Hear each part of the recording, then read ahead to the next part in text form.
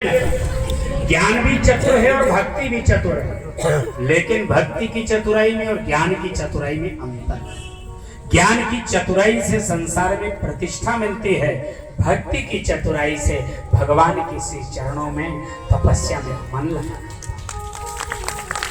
जो भक्ति रस से ओतप्रोत है वो आदरणीय है, जो केवल ज्ञान से ओतप्रोत है वो आदरणीय नहीं।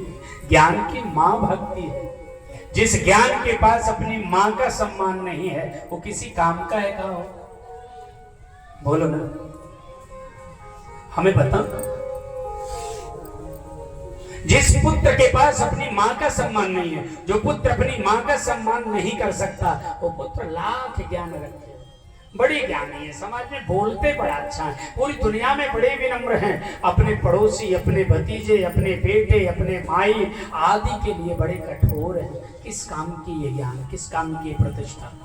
जो अपने माँ, जिसके माई बाप को पीछे से ताकना न पड़े कि हमें कुछ कह रहे थे क्या, तुम्हारा विश्वास। हमारे ओझा जी ने कहा, हमारे शुक्ल जी ने कल कहा, कमलेश चंद्र शुक्ला जी ने, कि महाराज आज तक हमारे ओझा जी से किसी ने हिसाब 11 साल हो गए नहीं लिया।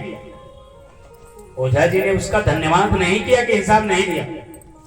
ओझा जी ने कहा हिसाब ले चाहे क्यों न ले, हमारे पास कोनो कपटे नहीं, हिसाब जब लेवा चाहे तब। वो चाटुकार नहीं है ओझा, वो किसी भी प्रकार से लंपट नहीं है, वो सिर पे आलू धरे घूमता है।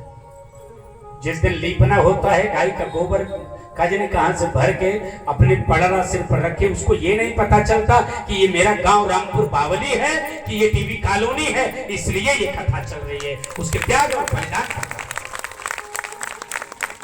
रुपया खर्च करके आप व्यवस्था कर सकते हैं, लेकिन सेवक नहीं बन सकते। सिर भल जाऊं उचित असमोरा, सबते सेवक धर्म कठोरा। सेवक बनना पड़ेगा हो रोहित जी, और सेवक बनने के बाद मंच पे नहीं आना पड़ेगा।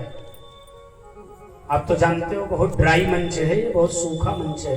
अतुल जी महाराज जहाँ है वहाँ बहुत सूखा सूखा सा रहता है। बीच में केहू माला अंगूठा आए के पहिर नहीं सकता हमें लगे, समझे?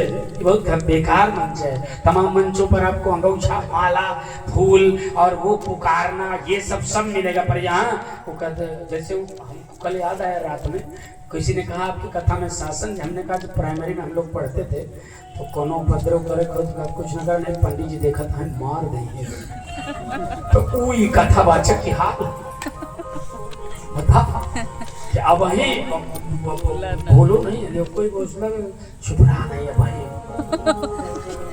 समझाया जाता है। ये हमारी कथा की गरिमा है, ये हमारी कथा का कार्यक्रम है महाराज। एक बहुत बड़ा गरिमामय वातावरण है, जिसे आप हजारों की संख्या में बैठ के सुनते हैं पर कोई आवाज नहीं, तत्वता। मैं तो कथा कहता भी नहीं, आप जानते, हम तो आपसे केवल बात करने आते हैं कि ज्ञान और भक्ति।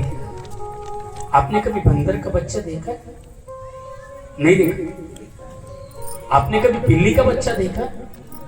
तो बंदर का बच्चा जो उसकी माई होती है बंदरिया ना, वो जब चलती है तो चाहे 100 फुट की डाल पर चढ़े, उसकी बंदरिया उसको पकड़े रहती है।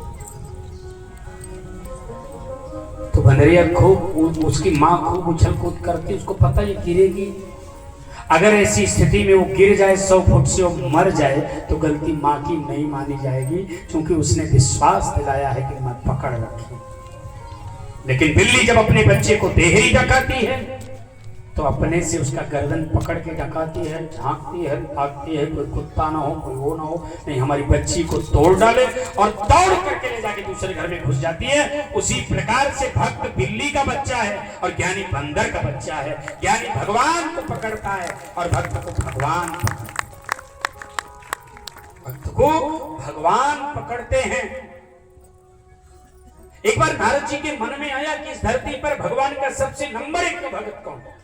तो नारद जी वहां से चले आए बेचारे प्रयागराज में आए तो घुस गए टीवी कॉलोनी में, और टीवी कॉलोनी में एक से भगत बाप।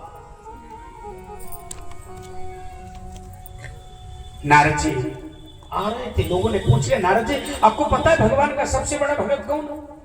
नारद जी ने कहा कि हमें तो नहीं पता। बोले आप बता। उस नारद जी को लगा कि लौलेश जी हो ना हो होंगे तो हम ही है ना, जैसे कहते महाराज जी के हम बहुत खास। बोले नहीं ऐसा नहीं है, महाराज जी सूर्य की भांति हैं, सूर्य की योग्यता ही इतने में है कि हर व्यक्ति जो देखे तो उसे लगे कि सूर्य हमारी ओर ही देख रहा। यही सूर्य की योग्यता, यही गुरु की योग्यता है, यही भगवान की योग्यता है। गुरु भगवान और सूर्य किसी एक के नहीं होते, उन पर अपना अधिकार चलाने का प्रयास नहीं करो कि नहीं पूरी खिलाए हैं 11 दिन। भागवत में जौन कहा वो है करें, जैसे कुछ गड़बड़ होगा वैसे वो भड़क जाएंगे अगर गुरु होंगे तो, और नहीं गड़बड़ होगा तो फिर जय जय श्री राम। अच्छे समझे, ये गुरु है, ये व्यापारी नहीं है।